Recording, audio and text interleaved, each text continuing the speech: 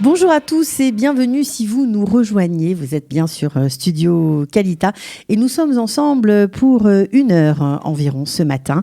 Ici Cathy Choukroun pour vous servir et donc je vais vous donner pour commencer cette matinale quelques chiffres comme c'est la coutume on va dire dans cette matinale du matin. Donc on va commencer avec les personnes qui ont guéri du coronavirus. 14 153 personnes, 34 sont en réanimation, 2285 personnes sont toujours et actuellement malades et 279 personnes sont décédées du coronavirus. Alors ce matin, je vous propose de faire le point sur ce qui est autorisé et ce qu'il est interdit de faire suite à la mise en place de cette politique de déconfinement.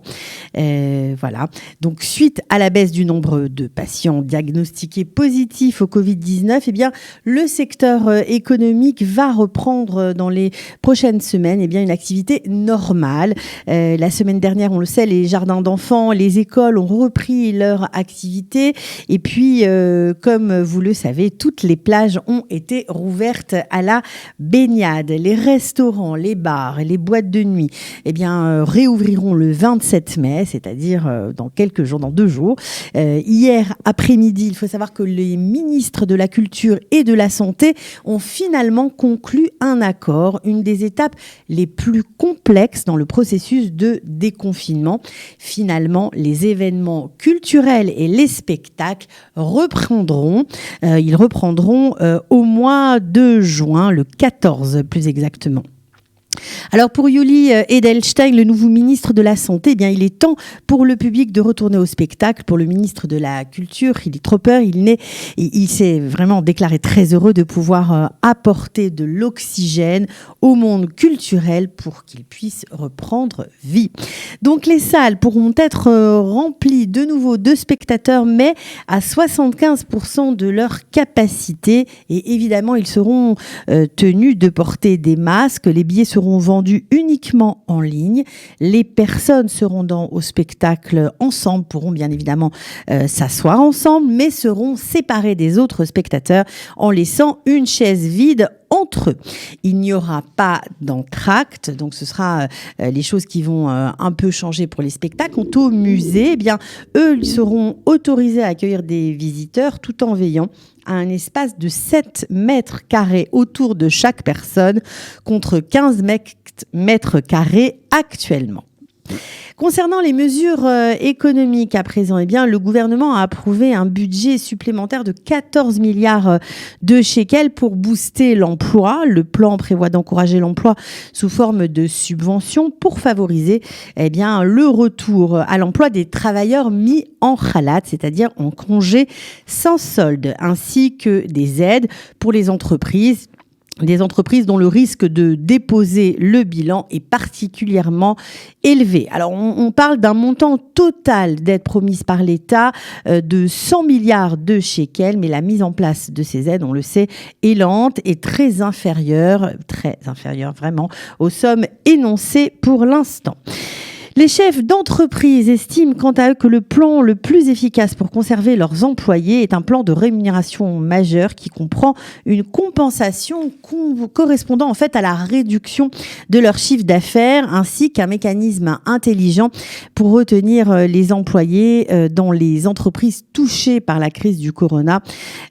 Tout autre plan serait un gaspillage d'argent et augmenterait le chômage dans les mois à venir. Alors évidemment, cette déclaration des patrons, des chefs d'entreprise fait écho à une possible augmentation des taxes dès le début de l'année prochaine. Donc c'est une inquiétude supplémentaire, mais pour l'instant, on n'en sait pas vraiment plus. Le coronavirus dans le monde à présent, la pandémie s'essouffle, mais toujours bien présente, avec plus de 340 000 morts dans le monde. Les États-Unis se rapprochent de la barre des 100 000 morts, alors que les chiffres sont très inquiétants en Amérique du Sud. Et si de nombreux pays européens ont entamé, bien évidemment, leur déconfinement, l'OMS s'alarme de la progression fulgurante de la pandémie en Amérique du Sud. De fait, l'Amérique du Sud et les Caraïbes totalisent plus de 36 000 décès et 651 000 cas d'infection. L'Amérique du Sud est donc devenue un nouvel épicentre de la maladie. Nous voyons le nombre de cas augmenter dans de nombreux pays sud-américains et l'inquiétude concerne beaucoup de ce pays, mais clairement le plus affecté à ce stade est le Brésil, a déclaré le responsable des situations d'urgence de l'OMS, Michael Ryan, lors d'une conférence virtuelle depuis Genève.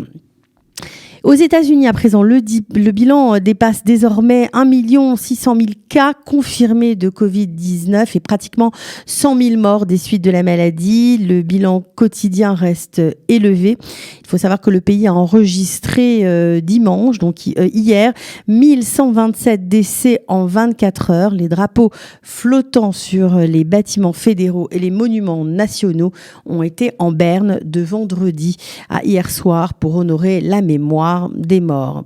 Et pour finir, un petit tour en Italie, puisqu'aujourd'hui marque la réouverture des gymnases, des piscines et des centres sportifs.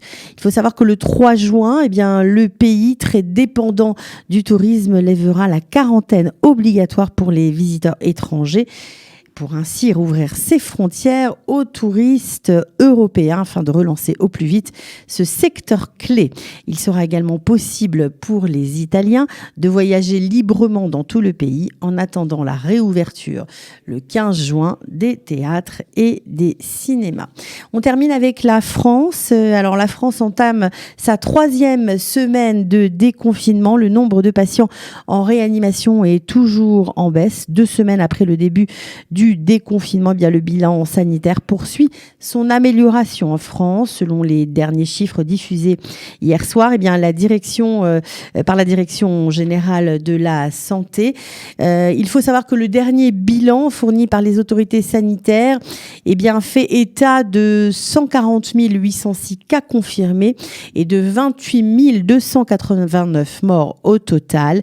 Ce dimanche, en tout cas le dimanche hier, est marqué par la réouverture des lieux de culte en France.